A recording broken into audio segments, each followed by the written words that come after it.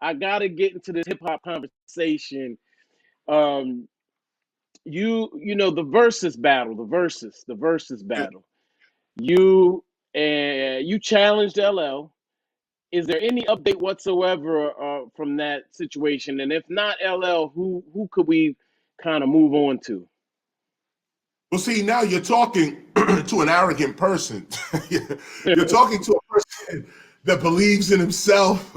You're talking to a person that has no problem with his soul, his spirit, or his mind. So let me put that disclaimer on it right now, okay? Now, of course, I never challenged LL Cool J. The conversation that I think it was with Fat Joe, I think I was having a conversation with, and it's him that really brought this up, about and said for him, his two greatest MCs for his own list was KRS and LL Cool J. So he put that together. And I think I heard Swizz Beatz might have said something. I think Nori said something too. I had an interview with somebody. They were talking this battle up as well. I'm not really interested in a versus battle, to be honest with you. I don't see the fun in it for me. I don't see, because if you really gonna do the versus battle right, if you really gonna do it, I will demolish. Okay, do you understand the word demolish? Okay, obliterate.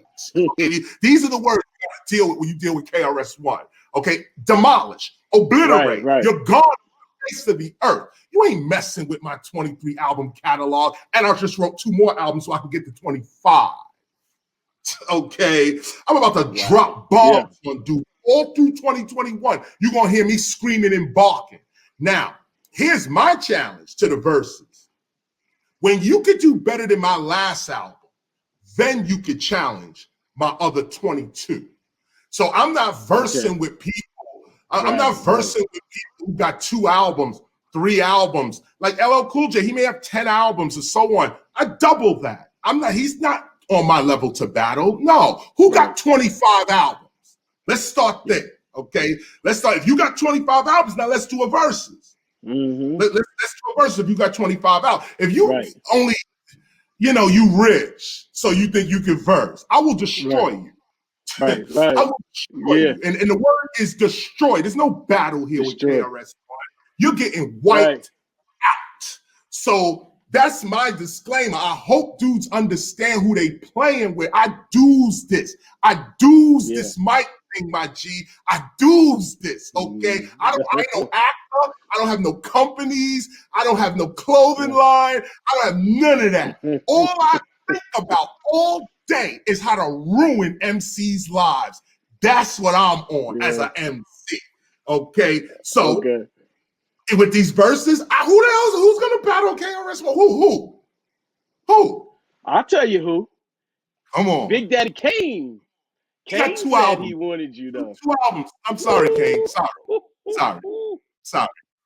Sorry. We ain't heard from Kane in 20 years. We haven't heard from Kane in 20 years. And Kane is my dog too. Big respect to Kane. You know that's my man straight up. I want to do an album with Kane. I asked Kane to get on my album. And he declined. He said he didn't want to get on your album. So it's like, I know Kane, and Kane been saying for years, I think I want to battle KRS. If there was one person I want to battle, it would be KRS-One. Well, okay, if that's what you think, And the other day, me and Kane, here you go, right? Here's exclusive, okay? Here's exclusive. So me and Kane are talking at the Mike Epps thing. Okay, you might want to get Kane's version of this too. So we talking at the thing, and one thing I did admire about the Big Daddy Kane, I will say, is that he was talking about a battle with me and him, because Kane been talking to me about this for years, okay? Years, okay? We were supposed to do this back in the 90s, okay? Years. So we there talking at the Mike Epps thing. We did it last year sometime. So we there talking. And he's like, yo, so what we should do is come out with this battle. And you do a couple of songs, I do a couple of songs, and then we do freestyle. And it's real quick. It's a quick battle. So I said, Kane, you sure you want to do that?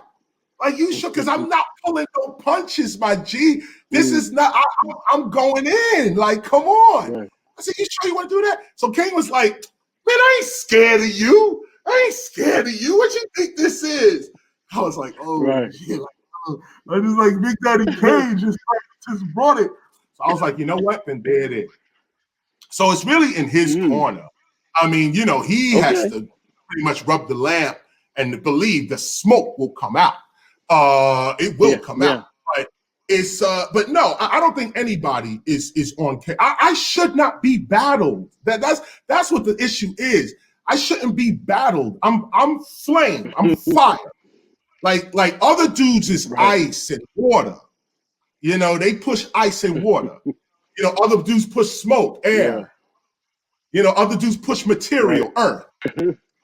You know, I push flames. Okay, fire. Don't play with fire.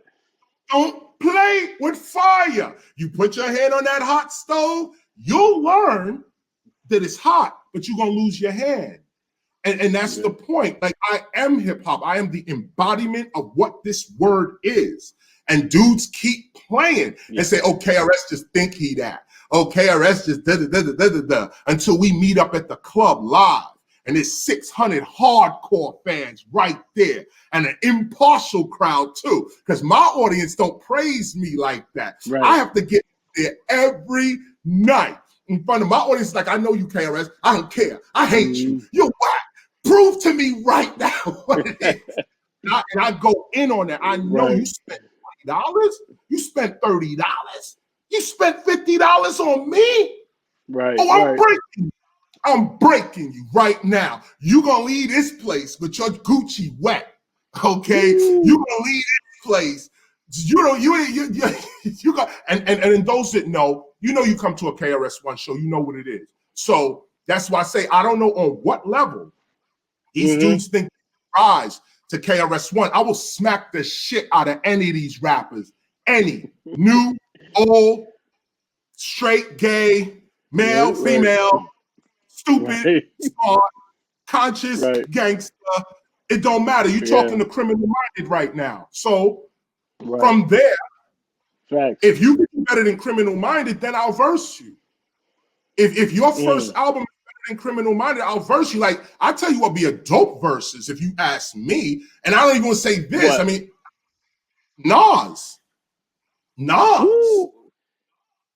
If anybody could look at KRS-One in any direction, it would be Nasty Nas. That's who could take a look. What makes you say that? Say, huh? What makes you say Nas? Why this shit is dope. This shit is dope. Nas is dope all the way around. Nas is dope. There's no question about it. As a matter of fact, I even told, I don't know if I told Nas this, well, he might have heard it from me at some other point, but I made it clear, okay, that I think Illmatic was better than Criminal Minded as far as lyric and rhyme is concerned. If I tell people, if I say, here's what you should be listening to, if you want to go with hip hop in concessions, if you want to go with the rise of it, I would start you with Criminal Minded. I said, go ahead and listen to that. But I wouldn't bring you to By All Means Necessary. I would bring you to Nas's Illmatic, because you got to understand what Nas was dealing with during that time. You talking to the guy that shut Queensbridge down. Okay, that battle was brutal, and we got the upper hand on it. Okay, now nobody's saying nothing from Queensbridge. Queensbridge wasn't saying nothing. Okay, Nas is the MC that came out and said, nah, it's going to be about Queensbridge and it's going to be about these lyrics. And when he dropped Illmatic, believe dudes in the Bronx was like, oh my God.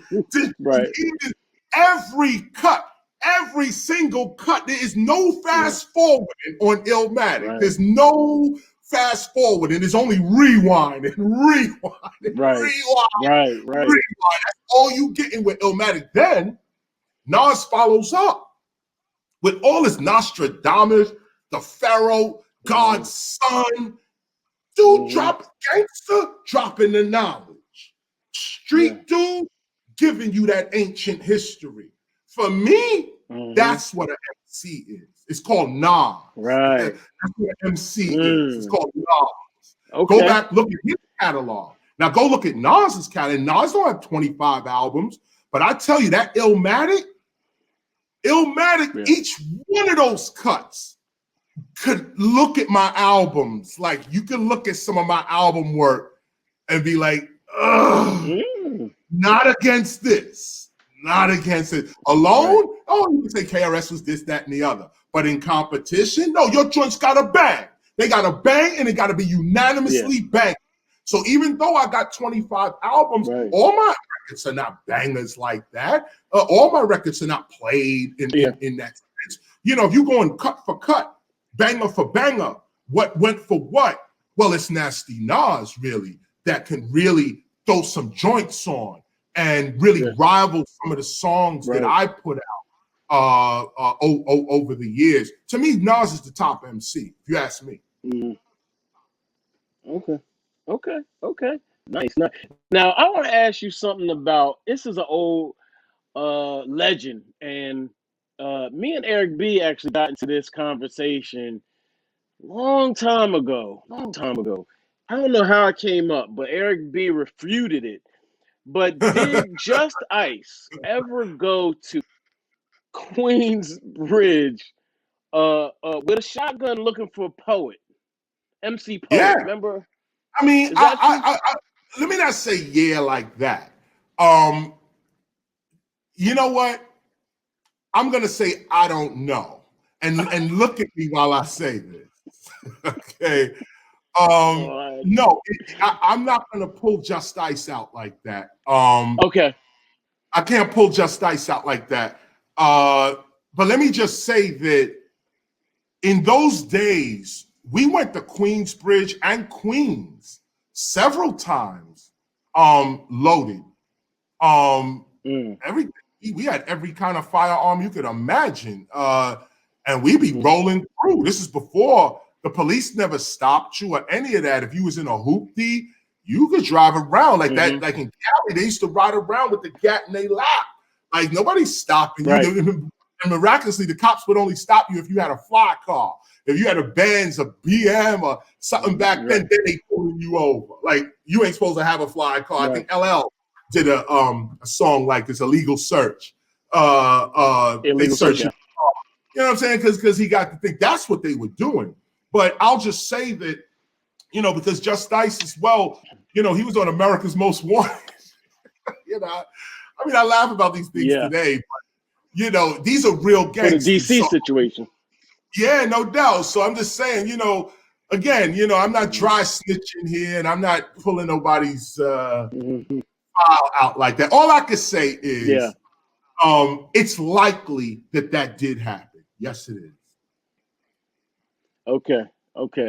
What about, you know, I'm sorry to go down memory lane, but man, you know, we didn't have the internet back in the day. We didn't have social media. There's so many legends.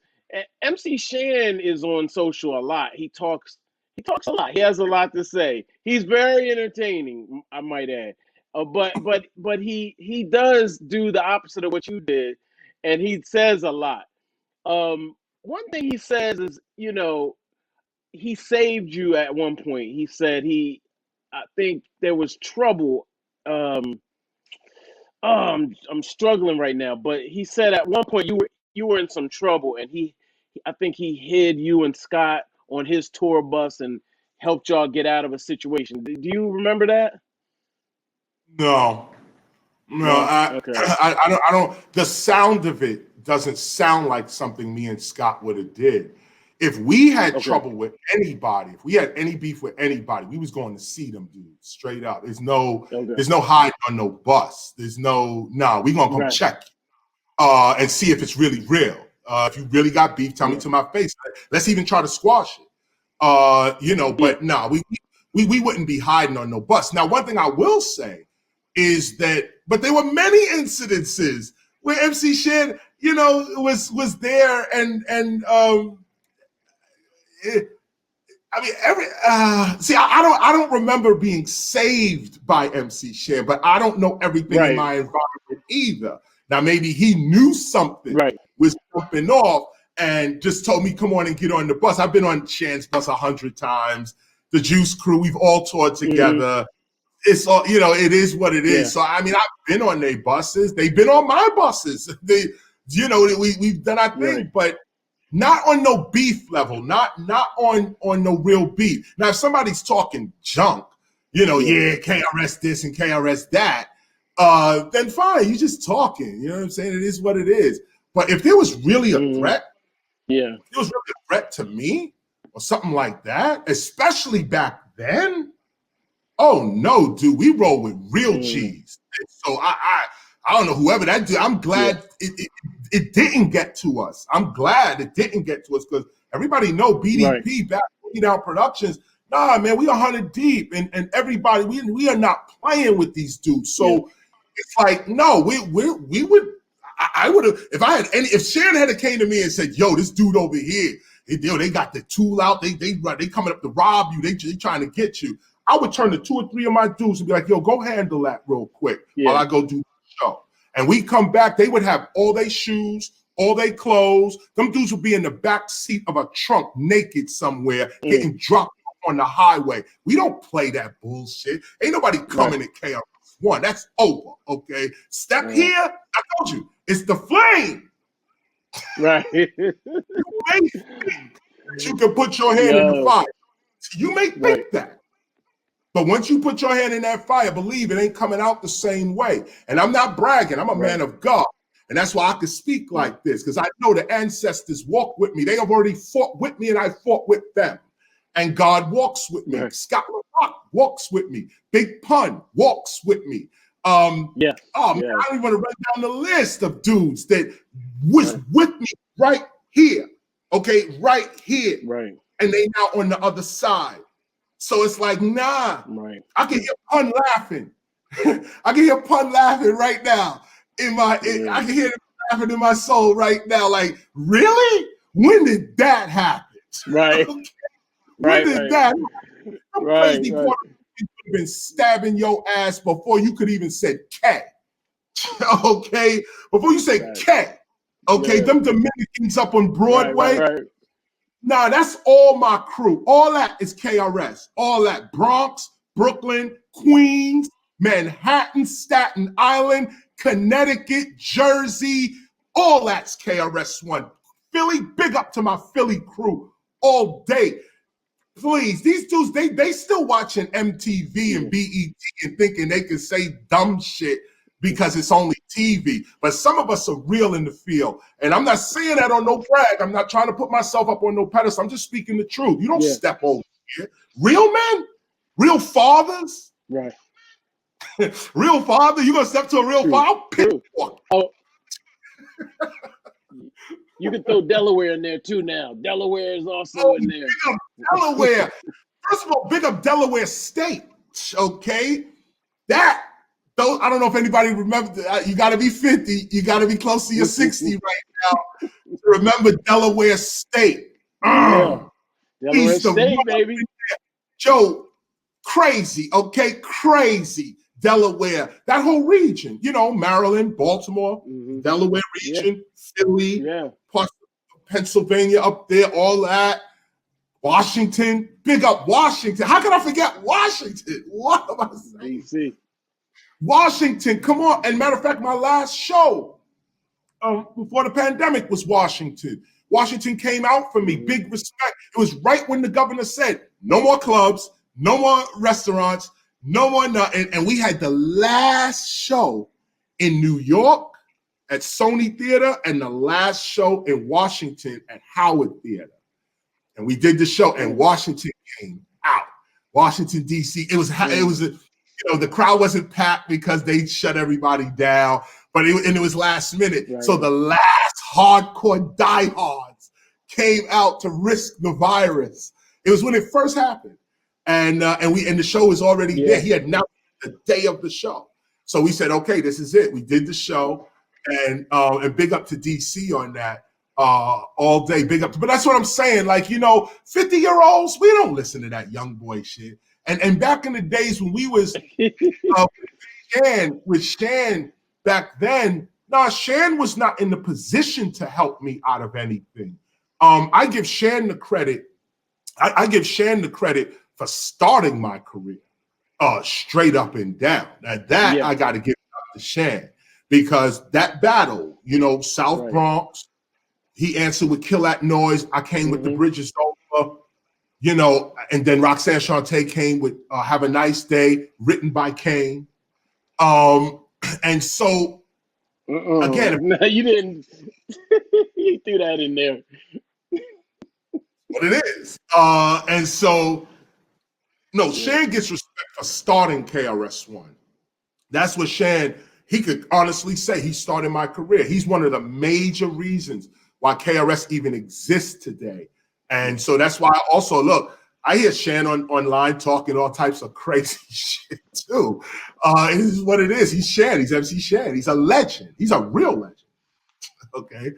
And so there it is. But KRS can't say nothing against Shan. He started my career. That's what he did not have to answer me. And that's what I say all the time. He did not have to answer. These dudes, Marley, Shan, Shantae, Coogee Rap, all these dudes, Kane, Biz, they were already mega. Okay, they was major already in the business. And here I come, you know, like salt and pepper. You know, we battling. Right. You know, we're dissing the greats. These people, you know, they were already there. So we're doing answer records, you know, and trying to get on. And Shan, he threw me a bone. He said, yo, I'll answer you. And he went and answered me. And when he answered me, I was like, yes, I can do this. And that's when Bridge Is Over came out. And then we followed up with Criminal Minded. But Shan gets respect and credit for all of that. Yeah.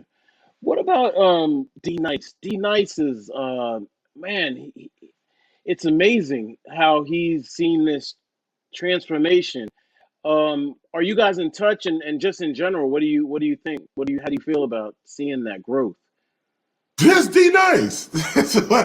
Yes, D-Nice. This is my little brother, you know, he's D-Nice. You know, there's nothing. What is there to say? It's D-Nice. Why? Matter of fact, let me go back a little bit with D-Nice. You know, there's a story. You have to get him to say it. You got to get him to tell his side of his story too. But his first record, Call Me D-Nice, the first verse of that record, I wrote that. And it's not that I wrote it for him, okay? D-Nice writes his own rhymes. I ain't here to say, oh, I wrote his rhyme. Nope. Here's the story. I was hungry and homeless. First of all through Criminal Minded, South Bronx, Bridge Is Over. I'm sleeping on the train. Okay, let's just establish that. I'm in the shelter. Scott Rock was a social worker, all this type of stuff. Okay, so we in the shelter. So D-Nice is coming by is the shelter. I forgot where we was. We outside hanging somewhere. So I'm starving. I'm like, yo, my belly is like, I didn't eat like in like a day and a half. Like, I'm like, and I'm not fasting either. I'm hungry. Okay, I need something to eat. So here comes D-Nice with a ham and cheese sandwich. I never forget. It was ham and cheese, lettuce, tomato. This is back in the days when your hero sandwich. I don't know if you remember the hero. Okay. Yeah. It's like half, they had the hero. You got okay. So D-Nice had this whole hero of a ham and cheese sandwich. I'm looking at this dude like I can't take it. Okay. I said, yo, D. I said, I'll write you a rhyme for that sandwich right there. For a part of that sandwich, I'll write a rhyme. Wow. So he gave me the sandwich and I gave him the rhyme. Wow. I ate the ham and cheese sandwich. It went down so right. It was so right. I ate every piece of it, saved it, all the mayonnaise, every piece of it. I was like, yes. It went down. Oh no, not ham and cheese. D-Nice took the lyrics and they became part of Call Me D-Nice. And so this is where me and D-Nice kind of begin at, right here. Okay, this is where we begin at. Okay. I inspired his name. I remember I was going to call him Woody Crest 167 because that's where he lived. But then we just said, no, D-Nice, Derek Nice. There was a Greg Nice. There was all types of Nices out.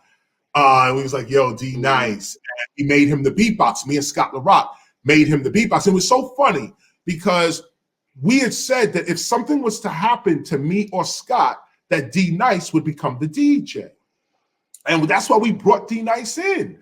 because we was living such a wild life that we was like, any day something could happen to us, any day. So how are we gonna keep this going? And that's the life we was really living during that time. And it was like, so we said, D-Nice, you know, come on and be part of this.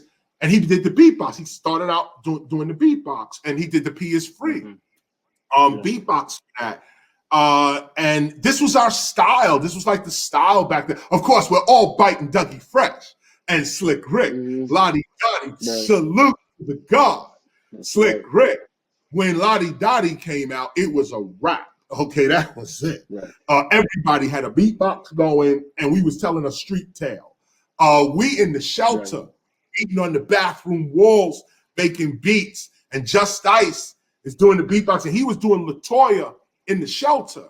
You remember Just Ice record, LaToya, come on, clap your hands, LaToya. Of course. And so look at what it looks like. He starts out with a beatbox record, and then put that record back on was his single. I start out with a beatbox record, and the South Bronx was my single. These were styles in the hood that are instigated by people like Dougie Fresh, Slick Rick, Roxanne Shante,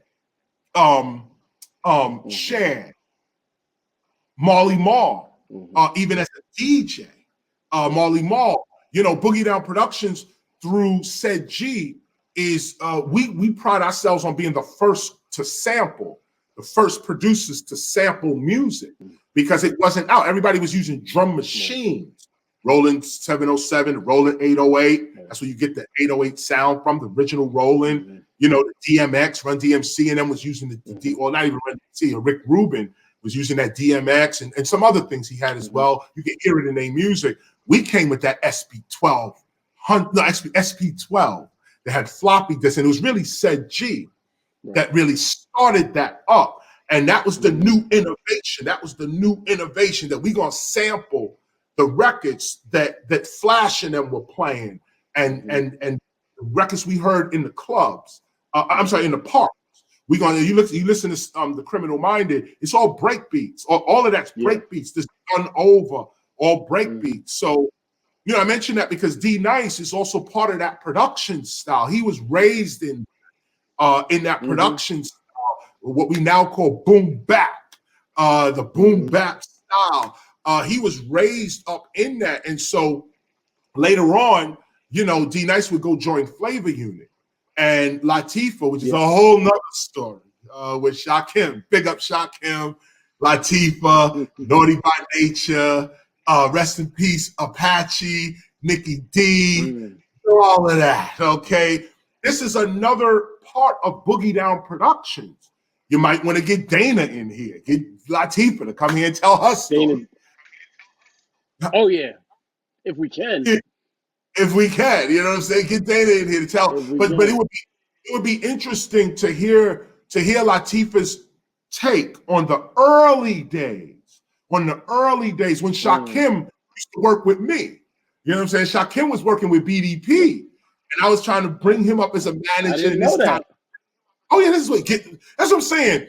You know, this interview is like part 1, part 2, part 3, because it is. There's many other people that can flush this out for us as well, like Shakim. Maybe we don't get Latifah, but you can damn sure get Shakim and have Shakim say, yo, this is what the early days was like. And I remember, you know, Shakim was working with us and was like, Latifah put her record out. I forgot what it was. It was just a single, that hard single she put out.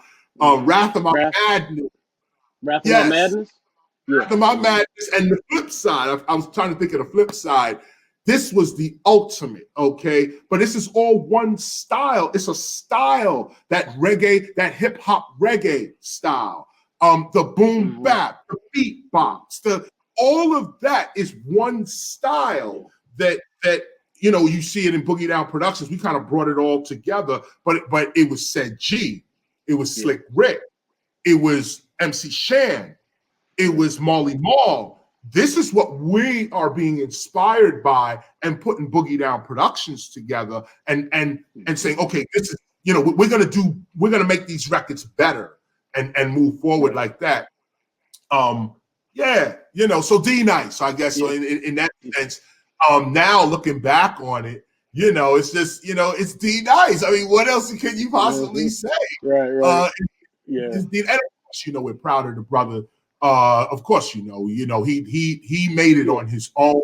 You know, he didn't use the BDP name and yell KRS every 5 minutes.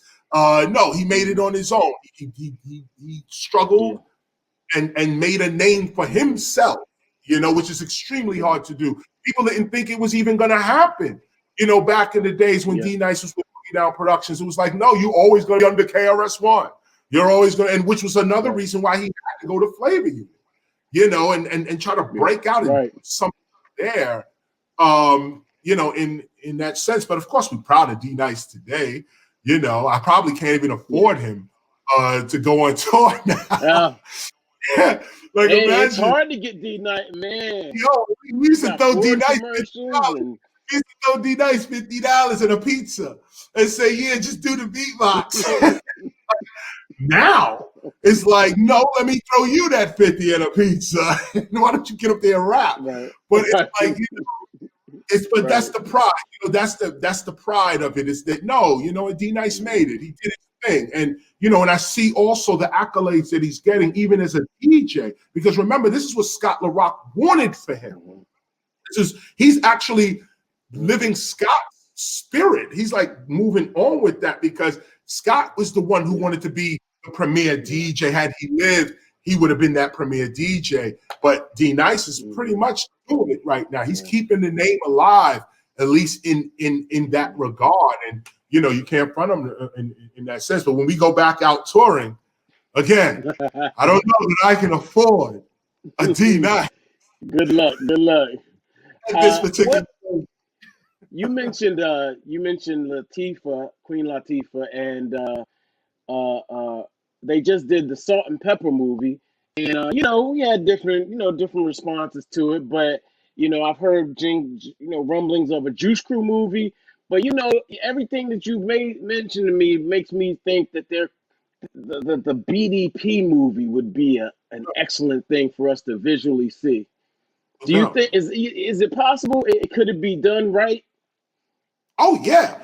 And I tell you the truth. I just turned down 2 movie producers. Actually, 2 friends of mine. Actually, to be honest with you. Really?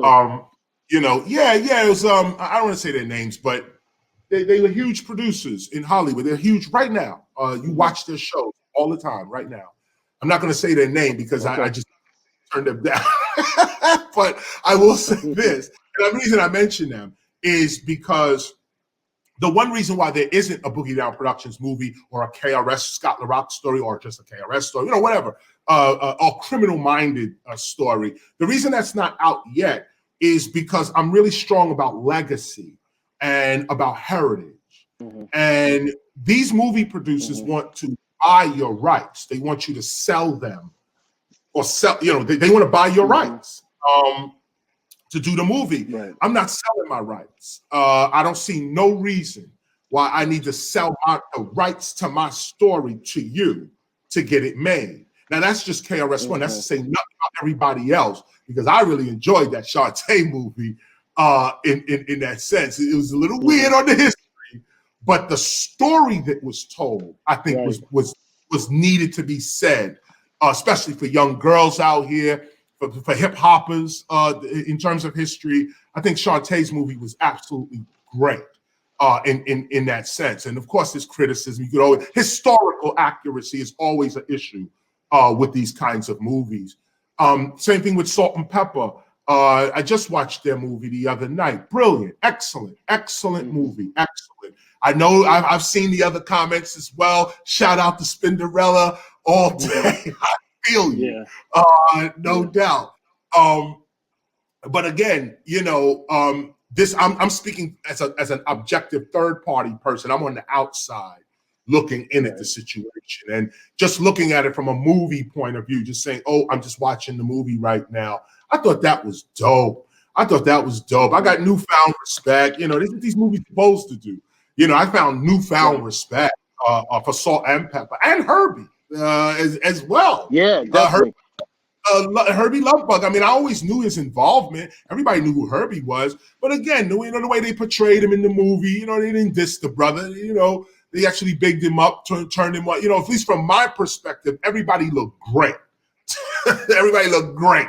Okay, and it is what it is. You know, and so come back to Criminal Minded, or come back to just and the reason, you know what? Let me say this. The reason I say Criminal Minded is because I am working on a documentary right now that is only about the making of Criminal Minded. It's just about the making of Criminal Minded. It's a documentary just on that one album, the making of that. And it does include a little bit of my growing up. It includes my story, how I became KRS-One, how I met Scott LaRock, how we did the album, but it stops right there. It ends at Scott's death. So it stops right there. It's not the whole story. The KRS story, if we're going to tell a BDP, a Boogie Down Production story, I would go all the way to 2001, when we declared hip hop an international culture at the United Nations. 2001. I would start from 86 when we put out South Bronx, really 85 when we incorporated Boogie Down Productions, and then all the way up to 2001 with everything in between, because that to me is the movie. KRS-One, I touch every hip hopper in hip hop. Every legendary hip hopper, not rappers. Most of the legendary rappers got a story about them and KRS-One. Most, and I say most, like 90%. Even me thinking back at myself, I remember hanging with this one, talking to that one, in the studio with this one, you know, arguing with that one, you know, this one. And the story that we would tell would be a story of the growing culture. You know, I would correct certain things in our history as well about how hip hop really started. You know, how we was family at the beginning, how we knew each other. Like you see today, it's MC Shan versus KRS, or Kane wants to battle KRS. Well, this is because these are my homies. These are my brothers, so they could talk like that. But somebody else to say, "Oh, I just think I could battle KRS." Well, I'm looking for you. Like I'm now in the car looking for you. Okay, but these are my brothers over here, so they get to diss me. They get to say all type of crazy stuff. They get to, you know, say. But if we go into the real history, and you really get to see the family of hip hop. And that's why I say, like, KRS-One's story talks about the family of hip hop. It's not just about me, because it was never about me. It was always about the culture for me. So everything I did was for the culture. It's like, this is what we're doing for the culture. Here's how the culture needs to look. This is what the culture needs to sound like. This is what it is. So it's like, even from 1989, the truth about the Stop the Violence movement, you know, how that came to be, how Russell Simmons, all respect, you know, how Russell didn't want the record to happen, you know, and told all Def Jam artists not to even be part of the record, you know, and LL Cool J, shout to my man LL all day. He went anyway. And this is why LL gets respect from KRS, okay? On a hip hop level, okay, on a hip hop level. Here's your label boss saying unequivocally, anybody go down to that studio session, I'm dropping you from Def Jam. That was the threat. That was the threat.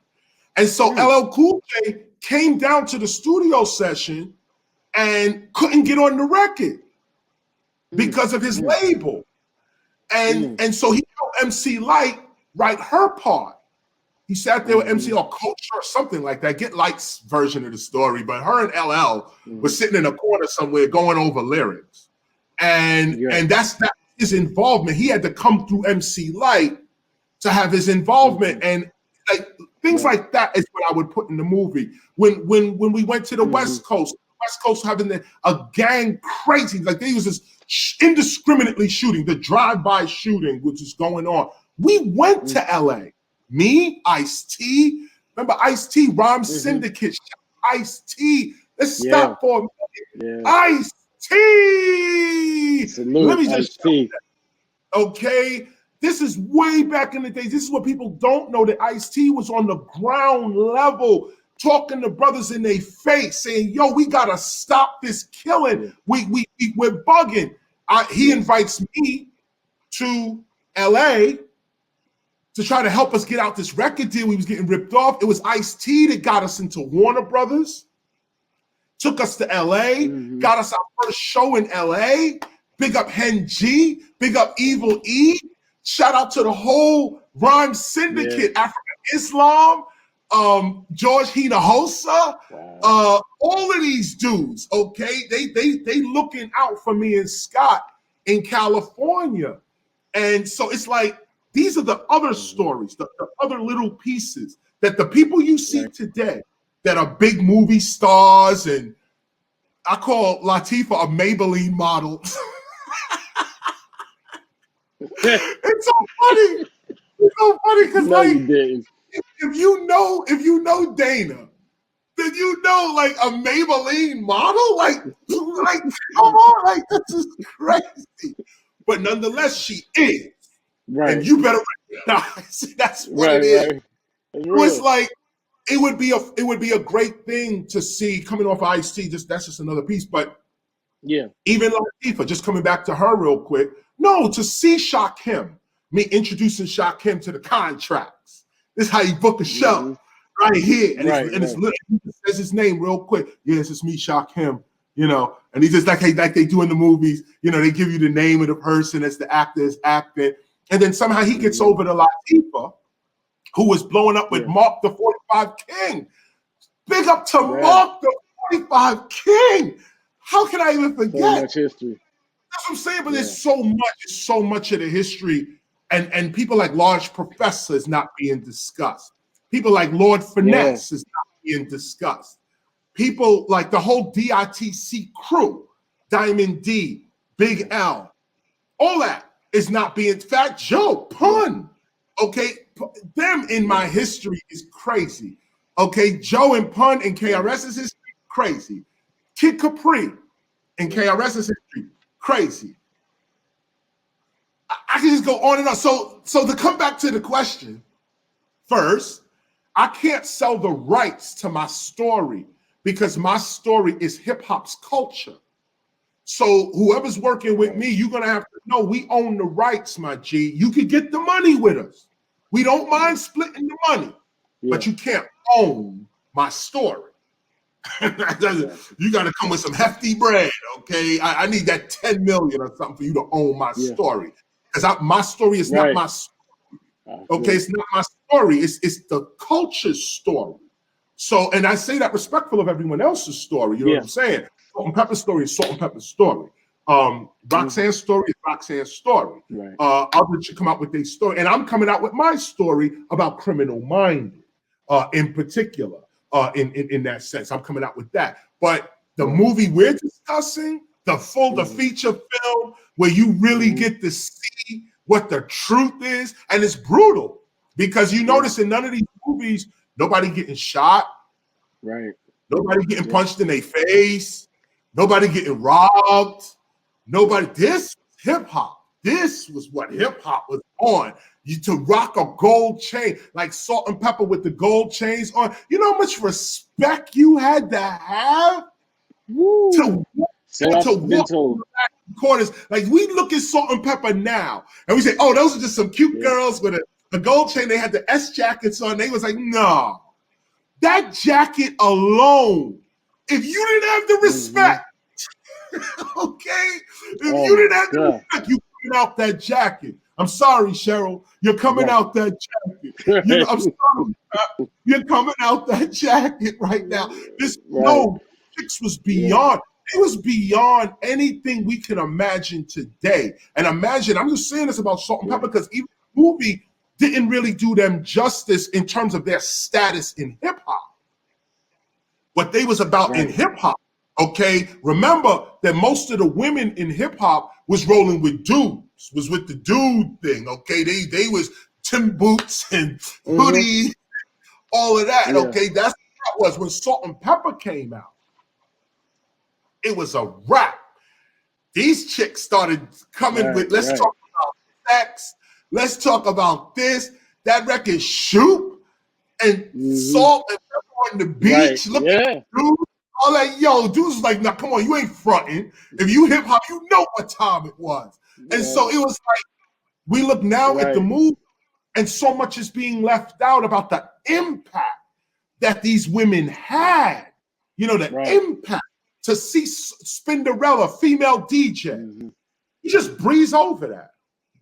We just breeze over that. Like, no, that was Spinderella, dude. She used to kill it live at the shows. Like, yo, have you ever been to a Salt and Pepper show? Have you ever seen, you know? But maybe in my movie, maybe I'll show that.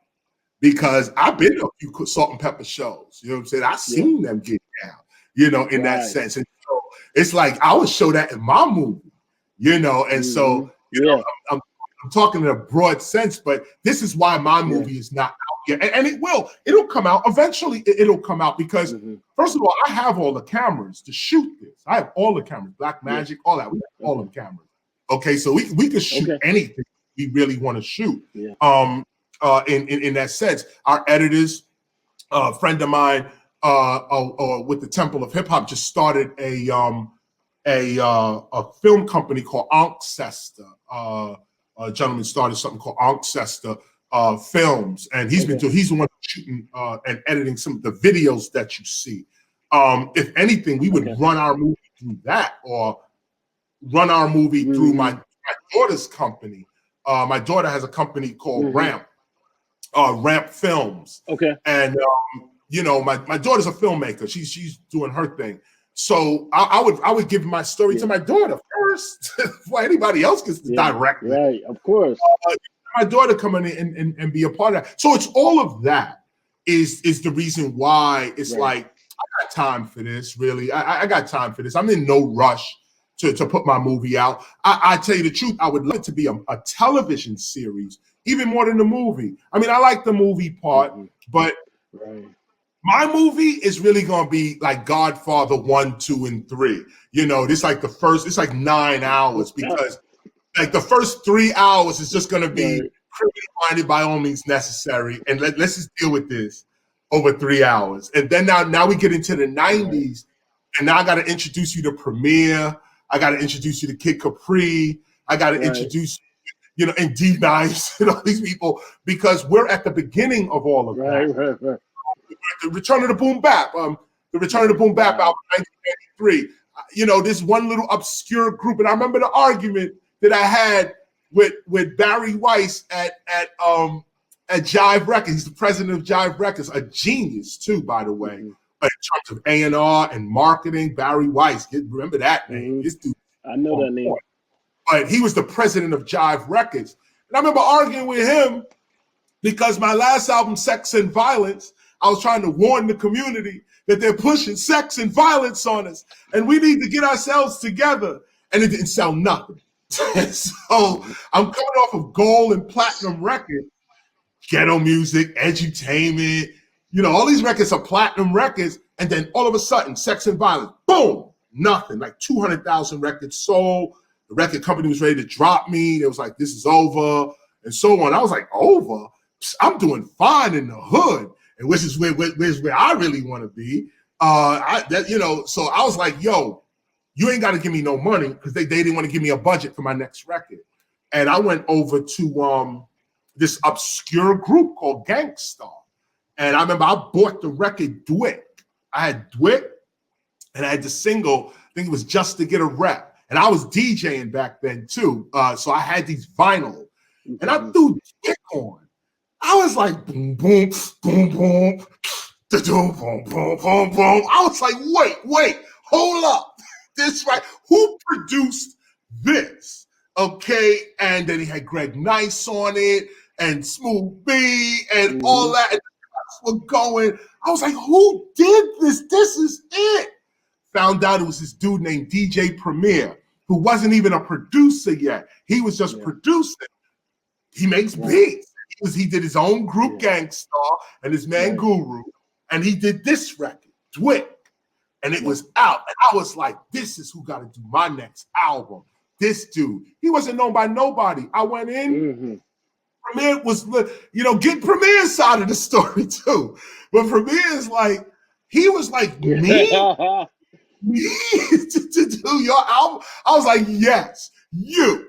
Yeah, I need them beats, them drums. You got it. And that's why I called the album Return of the Boom Bap.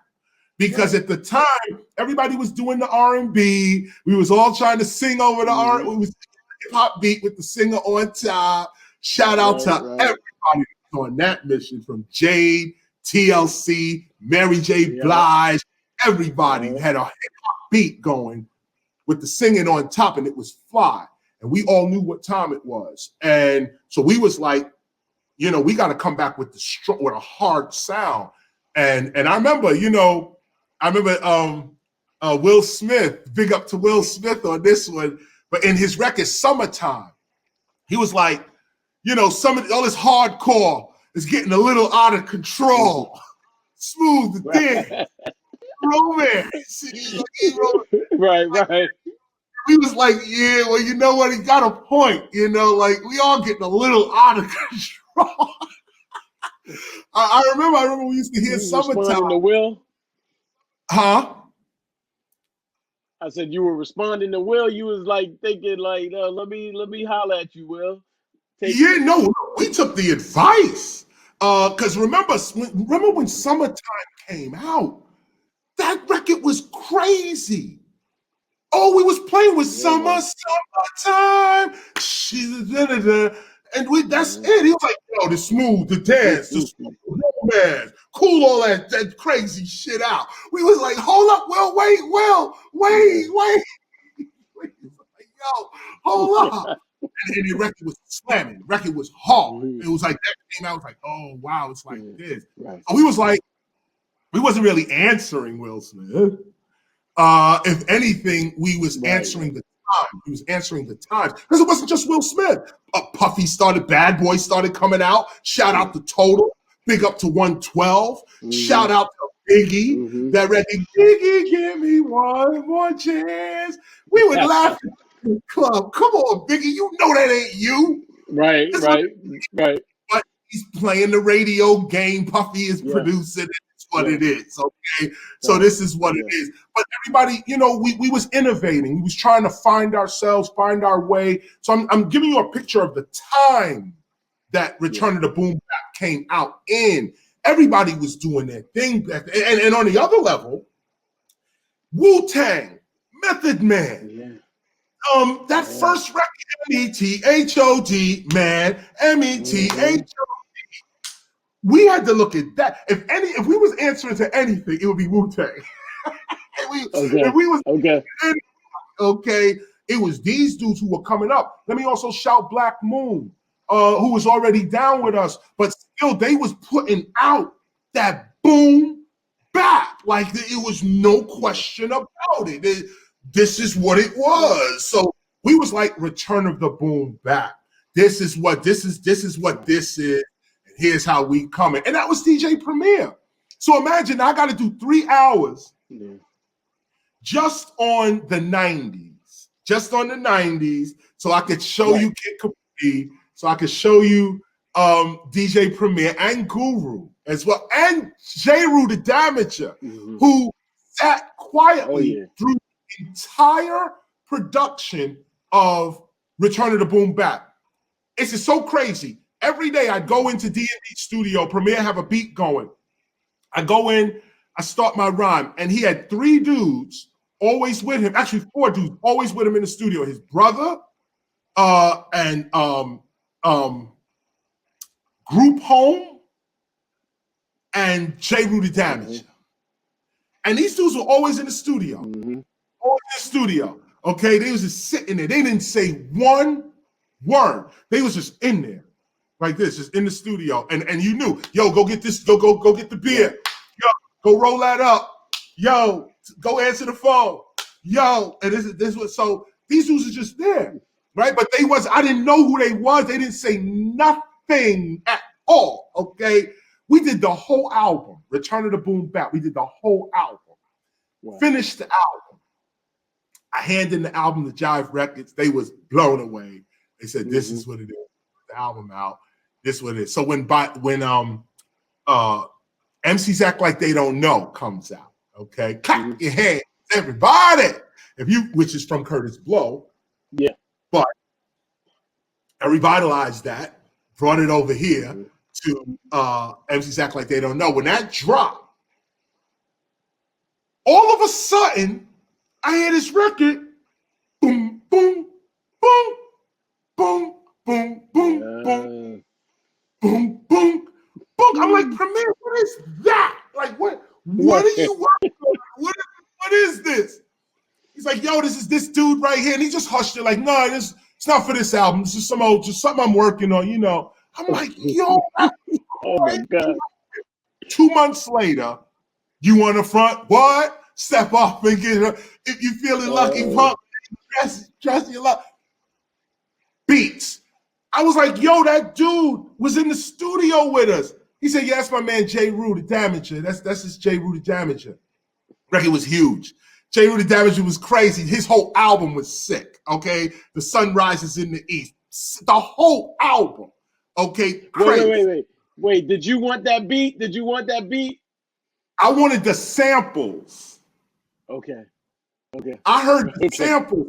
The beat wasn't made yet. The beat wasn't made yet. And I heard Premier messing with something that I think became that song. When I remember, I said, the next time I heard, because it's such that boom, boom, boom, you don't forget that.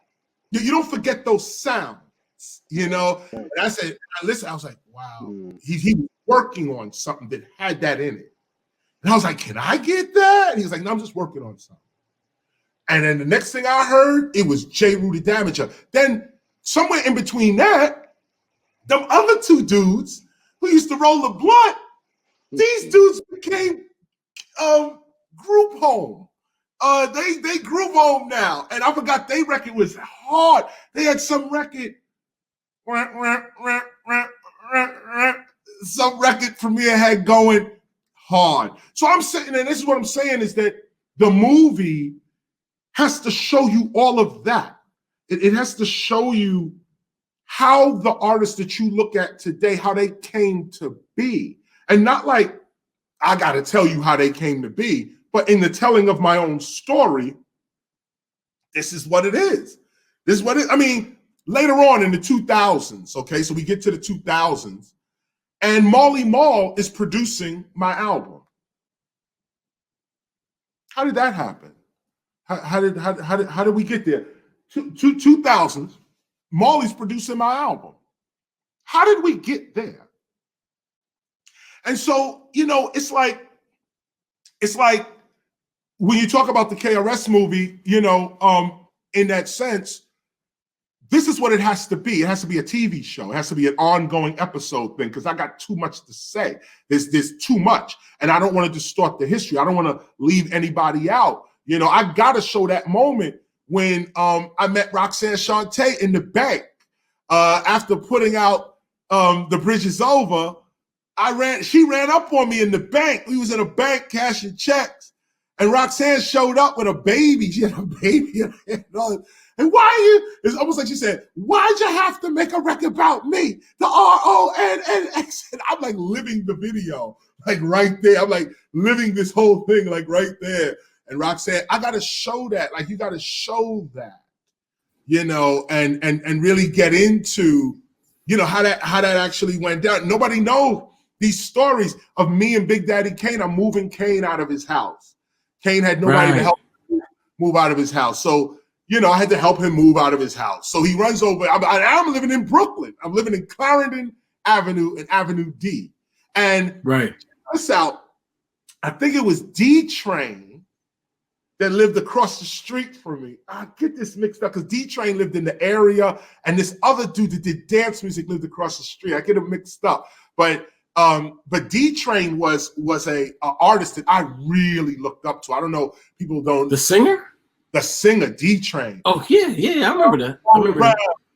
Shout out. Yeah. I lived D-Train, okay? I love D-Train. Yeah. And his lyrics his lyrics are all positive. He was spitting some metaphysical, like, you know, he was. Simone just gave me the thing. It's daily operations. This is group. I'm the man. The single. I'm the man. Group home. I'm the man. Okay. Hard to earn. Yeah, there's living proof. I speak the truth. Yeah. So Simone. Yeah. That song. Okay. Yeah. But so. See, now you messed me up. Where was I? D-Train. You said something. D-Train. Put a period on D-Train because I want to talk about Kane. But D-Train was, you go, and I'm urging people to go back and listen to his lyrics. That's the point. Go back, dig up D-Train, and listen to them lyrics. This is what I lived on when I was homeless in the street. I was listening to D-Train. He was like, anything you want to do, you could do it. Just put your mind to it. And I'm listening like, yeah. And I wind up living across the street from the dude. I wind up living within the same area. So Kane comes over. Yo, I need some help. I got to move my stuff out the thing. And, you know, and I just got out the street. I had a little apartment. Me and Miss Melody, we live in a little apartment over here doing our thing. Kane come. So I go, we live in me, Miss Melody, and Kane was actually lifting Kane's furniture out his house. And I had to keep some of his equipment at my house because wherever he was going, he couldn't take it wherever he was going. It's whatever his situation was. I had Kane's equipment in my house for years. Back his stuff later on. Same thing with Dougie Fresh. Crazy. You know, Dougie Fresh, me and Dougie having dinner. I got to put this in the movie. Me and Dougie, we supposed to go have dinner. We didn't even have the dinner. We were supposed to go have the dinner. Okay, me and Dougie, we going out, calling ourselves, let's get away from this work and let's just go have a dinner as two brothers. And we go, the minute we get in the car, Dougie gets a call from his house. Your son broke his arm play fighting. We're like, damn, we can't escape nothing. So Dougie had to go back to his house and take his son to the hospital. So we all went, me, Dougie, his son, we all went. That was our evening. You know, this is our evening. D Nice, go back to D Nice. I'll give you one more, cut it off for the movie. Okay. D Nice. Okay. So D Nice, we in Latin Quarters. D Nice comes up to me with some girl, some young woman was next to him. And he puts this headphones on me. He puts headphones on me. I'm getting ready to go do a show at Latin Quarters. And it's me, D Nice and Scott LaRock getting ready to do Latin Quarters. He come with this chick next to him. So he just runs up on me and he puts headphones on me. He says, listen to this. And I hear the music. And I'm like, this is corny. And I threw it back to him. I said, this is whack. And threw it back to him. Needless that I know, the chick next to him, the woman standing right next to him was MC Light. Whoa. And that I was listening to was Crammed to Understand. No. Record, and he's going, just like that, just like that, just like that. I cram to understand you. Oh. So I'm like, this is garbage. Put this over. And I'm getting ready to go do my show. MC Light was right there. Oh like, my God. And then later on, of course, the record comes out. Huge hit. Yeah. Huge hit. MC Light's on. She's doing her thing now. And that same woman came back to me later on. Now, MC Light's a millionaire. MC Light. He says, you know what? That chick you dissed was me. Oh, shoot. Oh, my God. Oh, you don't want to, that in your belly, you was like, oh, man, that was a, right. Twice. I got this twice. Once was, I said the record was whack and it wasn't. That was Crammed to Understand, my G. But I wasn't there. I wasn't in it. I'm getting ready to do my own show. I got South Bronx on my mind. Right. So D Nice just throw these headphones on me, like, listen to this. I'm like, I don't even want to listen to that. I'm getting ready to do a show. But he says, listen to this. And it's like, just like that, just like that. I cram to understand you. And it was like, nah, this ain't it.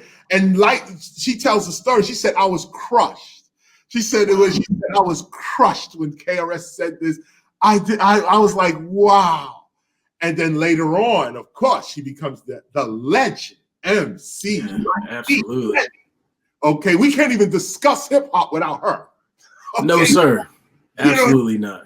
Now it's this, and it's like, wow. First of all, you dissed MC Light, and second of all, you called the record wrong as a producer. Yeah. I was like, oh, I kind of messed up on that one. But that needs to be in the movie. It seems like this. That KRS is always, I'm at the beginning of MC Light's career. I'm at the beginning of Queen Latifah's career. I'm at the beginning of Flavor Unit and Bad Boy and Def Jam and all the others. I'm at the very beginning of this. The Source magazine, my man John Schechter just put, he put a book out a few years ago, almost brought tears to my eyes because this is the first time that he actually told the real story of how the Source magazine came to be. And you don't know the story because nobody really talks about the beginning, but he says I don't remember the book, and don't look it up. But I don't remember the book that he put out. It's by John Schechter. It's probably one of the only books he put out. But he was one of the original members of the Source. And so if you're going to tell the KRS story, you got to tell the story of here I am producing 3 white dudes called Big Men on Campus. That was the name. They were Harvard students. I'm at Harvard. I'm doing a lecture at Harvard. Okay. These 3 white dudes come up. Yo, we hip hop. I'm like, get out of here. They're like, no, we're not hip hop like this. We got rhymes. And then they came with this little pamphlet.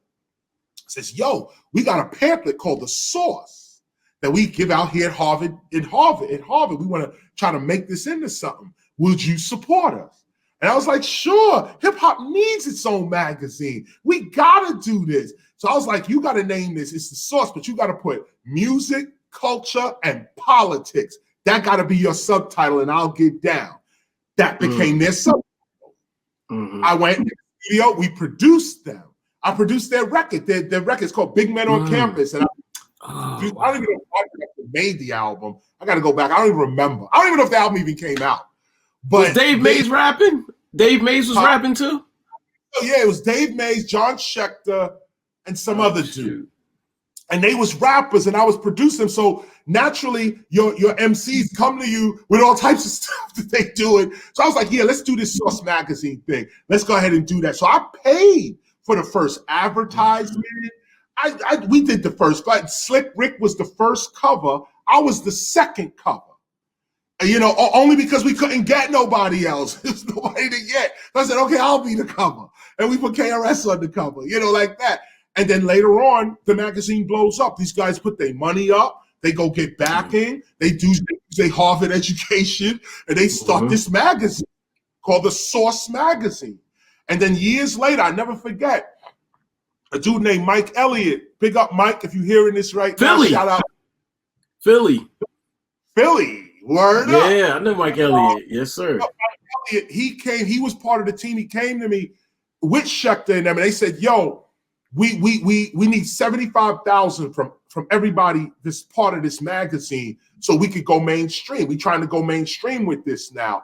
And it's so funny that I had the money, but it wasn't disposable. It was the money that I was using to live. Like, you know what I'm saying? Like, I don't got $75,000 to give to you. You know, like that. But I saw what they were doing. So I said, you know what? You got my blessing. Y'all go ahead and do that. I bow out gracefully because I'm not putting up $75,000, especially not for this. Not for the Source magazine. I'm not doing that. So they went ahead and started the Source. And it came out and it was blazing and they did their thing. And then, but then after a while, you know, the ownership changed. These dudes start arguing themselves and then all types of craziness. And the Source probably has its own movie. Its own movie that needs to come out. You know, it has its own drama. But I big up John Schechter because he went back to when the Source first started. And this is what I would show in the movie. I would show like, no, this is how the culture began. And everyone could tell their own version of the story because they know they were there. They were eyewitnesses to what this was. Same thing with Double XL. Double XL, Mike Elliott and them went on and started Double XL. And what's Double XL's line? Hip hop on a higher level. Yeah. That's straight from KRS-One. I remember when Mike Elliott said he was going to do that off my record, higher level. And we used to always talk about hip hop on a higher level. Hip hop, so Double XL was supposed to be that as well. Yeah. You know, and then this Vibe magazine. Shout out to Keith Clinkscale, the chief editor of Vibe magazine, and me and him got together and started Blaze magazine. It only lasted for about 4 or 5 issues, but big up to Vibe because they saw the light and was like, no, let's start a small subsidiary. And this is when we was teaching dudes how to battle. Back in the days, we was teaching how to battle. Back then, you know, nothing like what you see today.